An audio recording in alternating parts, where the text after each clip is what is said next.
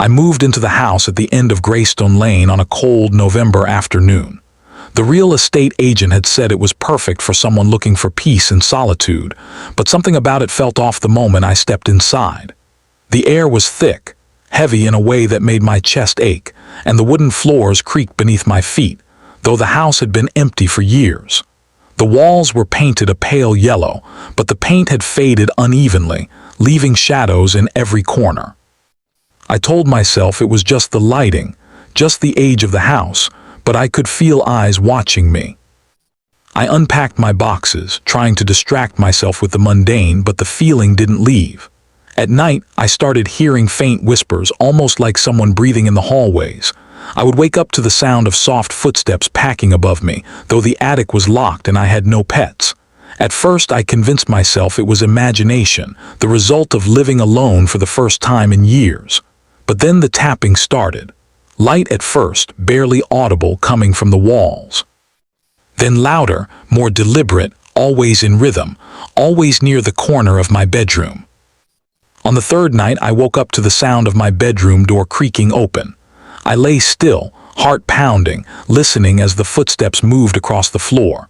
I couldn't see anyone, and when I turned on the light, the room appeared empty. The shadows, however, seemed to linger longer than they should, twisting and stretching in impossible ways. I tried to ignore it, tried to convince myself it was the stress of moving, the loneliness.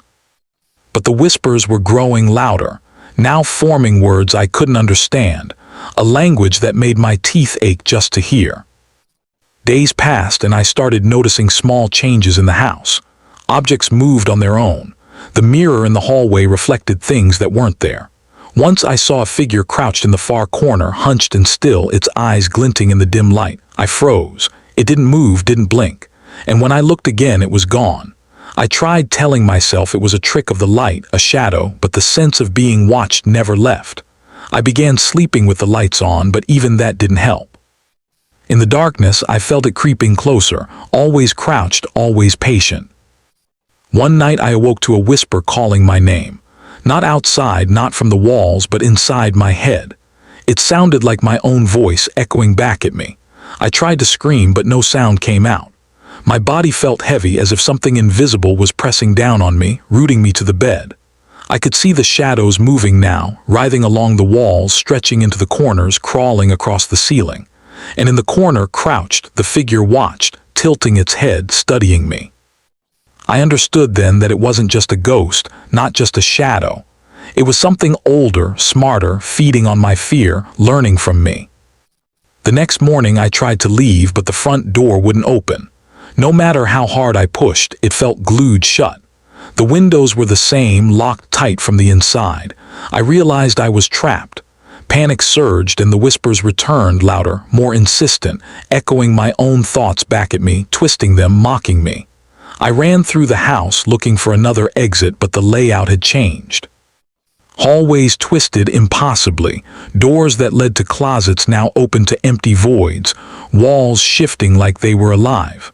The house itself had become a labyrinth, and I was at its center. Days turned into nights without distinction. I lost track of time. I stopped trying to eat. I stopped trying to sleep. The figure was always there, crouched in a corner, always watching, always patient. Shadows multiplied, stretching into shapes I couldn't name, moving just outside my vision. The whispers taught me things, terrible things, showing me memories that weren't mine, people I had never known, tragedies and screams echoing through the walls. I began to wonder if I had ever really been alone, or if the house had always had occupants, feeding off their fear, their confusion. I tried writing, keeping a journal of what was happening, hoping that documenting it would give me some sense of control. But when I looked at my notes, the words had changed. My handwriting twisted into shapes, forming symbols I couldn't read. Some of the entries were erased entirely, leaving only blank pages. The figure crouched in the corner seemed to grin whenever I tried to record anything. I realized then that it wasn't just watching me. It was controlling the environment, shaping reality to its own will, bending the world around me so that I could never escape. Sleep became impossible. Every time I closed my eyes, I saw the figure closer, stretching toward me, crawling along the walls, growing taller, its eyes reflecting a darkness that felt infinite. I began hallucinating during the day, seeing shadows move even in sunlight, hearing whispers in empty streets. The real world no longer felt real. I avoided mirrors, avoided reflective surfaces, but even then I would catch glimpses of something crouched just behind me, tilting its head. It learned my habits, my fears, everything about me, and the more I tried to resist, the closer it came. Eventually, I understood the truth. The house had chosen me.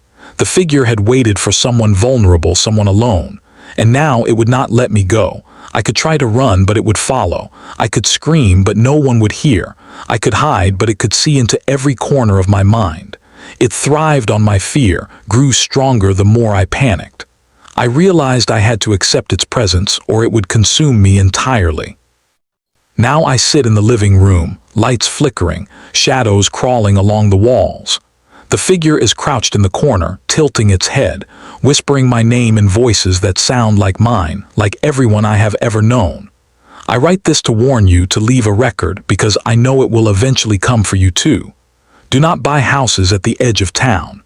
Do not move into places with history that feels wrong, that smells of decay, that creaks in ways it shouldn't.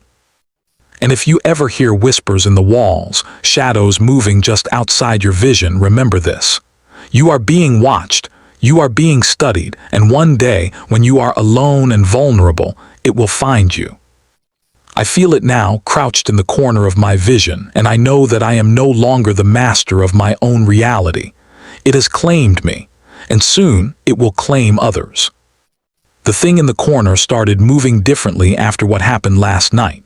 It no longer crawled in slow, jerking motions. It stood taller now as if it had been practicing, learning how to mimic the way a person stands. Every time I looked toward it, it froze, locked in that crouched pose I had become familiar with, but I could tell it had been standing just before I turned my head. I started catching glimpses of it upright in reflections, in shadows that stretched too long, and in the blurred edges of my vision. The whispers had also changed. They no longer sounded like strange languages or echoes of memories. Now they spoke directly to me, using my own thoughts against me, telling me that there was no escape and that the house would become my grave. I tried fighting the urges to panic, but fear had become something alive, chewing through my sanity. That morning I discovered scratch marks across my bedroom door, as though something had dragged sharp claws downward over and over. The wood had splintered, fresh debris scattered on the floor. There were dents too, like fists slamming from the other side during the night. But I had heard nothing. I wondered if I had been taken somewhere while I slept, left in darkness where I could not move or scream while something raked its claws inches from my unconscious body. The thought made me sick. I found my phone on the floor, cracked, though I did not remember dropping it. I tried calling for help anyone, but every call ended with loud static and a voice that whispered, "I see you," before the line died. I attempted to record the noises, the shadows, anything to prove I wasn't losing my mind, but every video became corrupted, filled with glitching static and shapes crawling in the background. Sometimes I could see eyes in the static, dozens of them, watching. Time was slipping. Day and night meant nothing. The lights would flicker endlessly, sometimes plunging me into complete blackness while I screamed, clawing at the air, feeling hands brushing across my skin. The air was colder now, cold enough to see my breath even during the day. The walls seemed to pulse, inhaling and exhaling with deep rhythmic breaths like the whole house had become a living lung trapping me inside. I avoided sleeping, terrified that I would not wake up. But exhaustion always won eventually. Every time I woke, something had changed. Another door sealed shut, more scratches, more symbols etched into the walls. Once I woke to find every piece of furniture stacked in the center of the room, towering high like some ritual structure.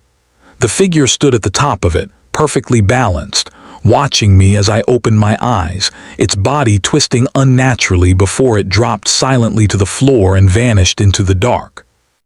I tried writing a message on the walls, hoping that somewhere in my delirium I could leave a message for whoever found this house after I disappeared. But every time I wrote something, the paint would spread, twist, and rewrite my words into mocking sentences like "it wants you," or "you cannot leave," or "you are already dead." The figure seemed to laugh without making sound. Its teeth were long now, visible even in darkness. I began to question whether it had ever been crouched like an animal, or if that was simply how it chose to appear to break me slowly. I stopped eating days ago. My stomach twisted with hunger, but the food in the house became rotten overnight, swarming with crawling insects that disappeared when I blinked, like they were hallucinations meant to torment me but real enough to leave a smell of rot in the air. The water from the taps became dark and thick. I resorted to licking condensation from the windows, though I was not even sure they led to the outside anymore. Sometimes, when I tried to look through the glass, I would see myself outside staring back at me. The figure grew bold. It no longer hid in the corners. It walked openly in the hallways at night, its limbs bending in wrong directions, its feet scraping against the floor like bone against wood. Its eyes were larger now, like pits that led into nothingness.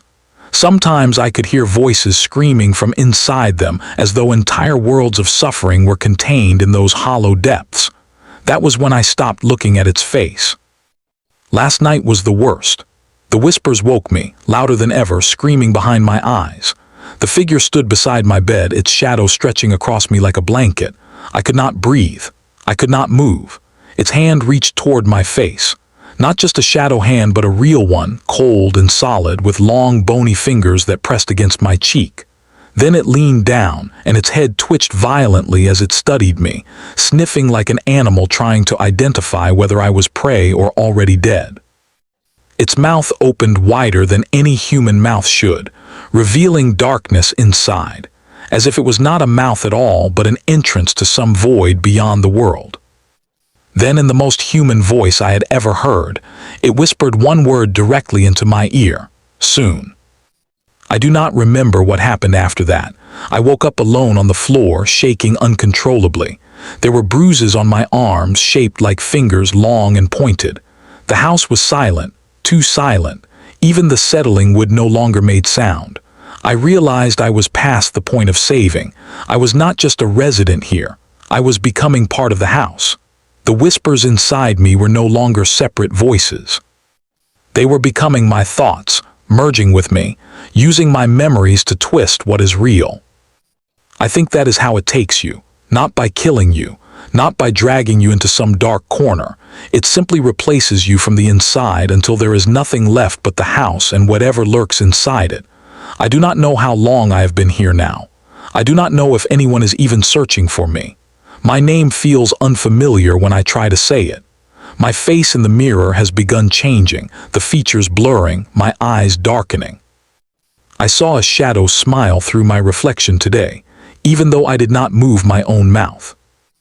I know the end is close. The walls are covered in symbols now, glowing faintly when the lights go out. I can hear footsteps behind every wall, screaming behind every silence. The figure stands behind me even when I cannot see it. I feel its breath on my neck. It is waiting for the final moment when I stop resisting.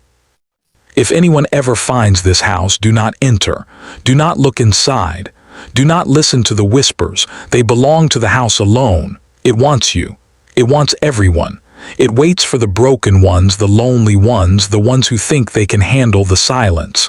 But you cannot. No one can. It is here again. I can hear its bones cracking as it stands tall. The shadows pool beneath my feet.